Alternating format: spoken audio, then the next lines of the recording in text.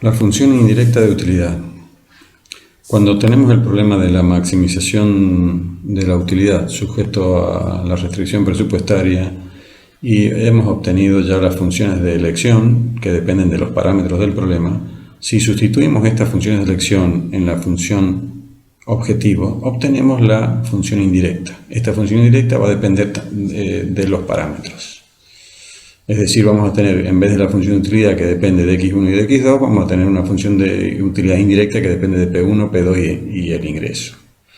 Las propiedades que tiene esta función son que si derivamos esa función indirecta respecto a cualquiera de los precios, va a ser decreciente, es decir, va a tener un signo negativo. Y si derivamos esa función indirecta respecto del ingreso, el signo va a ser positivo. Eso es lo que está diciendo la gráfica, que después demostraremos con un ejemplo. Acá hay algunas expresiones para mostrar formalmente esas propiedades, que es importante hacerlo para entrar dentro del tema de las demostraciones formales de las propiedades, de las funciones indirectas, así como el caso de la utilidad indirecta.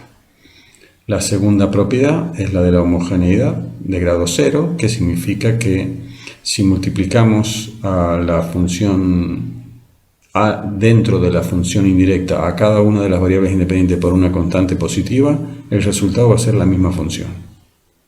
Es decir, ese es el concepto, la consecuencia del concepto de homogeneidad de grado 0. Luego, la cuasiconvexidad de la función es una expresión en P1 y P2 sin dar lugar a la gráfica en los precios, es decir, dado un nivel de ingreso, pues tenemos que ver que aquí hay 4 variables, V, P1, P2 y M, serían las 4 variables. Por lo tanto, si damos un nivel de M, podríamos hacer una gráfica de las curvas de nivel, y esas serían en precios, serían las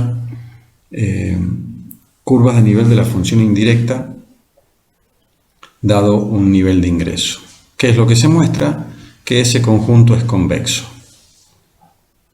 Son propiedades que después veremos cuáles son sus consecuencias. La cuarta propiedad es la de continuidad, pero eso formalmente es complejo y lo veremos después.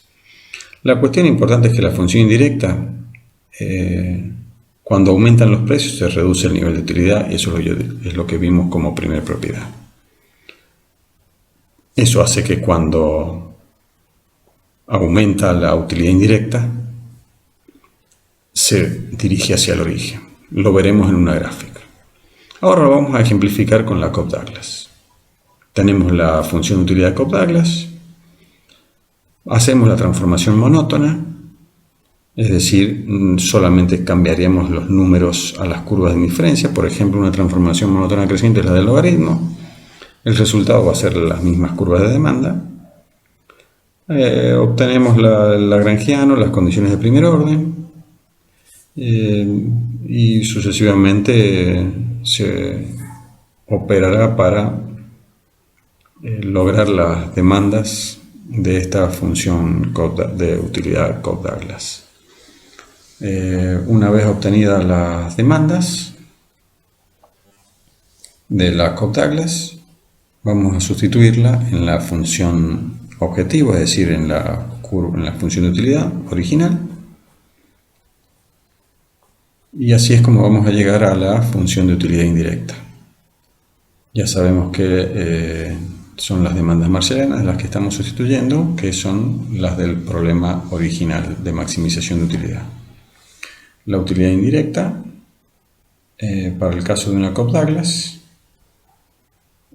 obtenida por medio de los logaritmos, para hacer más fácil la operación, o para no tratar con los exponentes, se logra de esta manera, habiendo sustituido, como dijimos, las curvas de demanda. Es decir, tenemos las funciones de demanda en función de los parámetros. Así es como va quedando una expresión de la función de utilidad que va a quedar en función de los parámetros que en este caso los hemos llamado P1, P2 e Y. Vamos a utilizar el antilogaritmo para volver a una expresión con exponentes, como la función de utilidad original.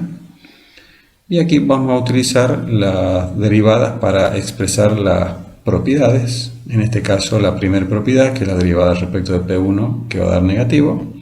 Y respecto del ingreso, en este caso le llamamos I, que da positivo. Luego, la homogeneidad de grado 0. En los tres, multiplicamos por T a cada uno de los variables independientes y obtenemos la misma función. Para la cuasiconvexidad, podríamos decir que la cuasiconvexidad, ya lo vamos a ver más adelante, la cuasiconvexidad implicaría que la función tiene curvas de nivel que son convexas, como esta que estamos dibujando en una simulación hecha en Excel. Bueno, la propiedad de la continuidad, simplemente vamos a decir que es continua porque es continua la función Cobb-Douglas, también va a ser continua la función indirecta. La demostración de esto lo haremos en otro momento.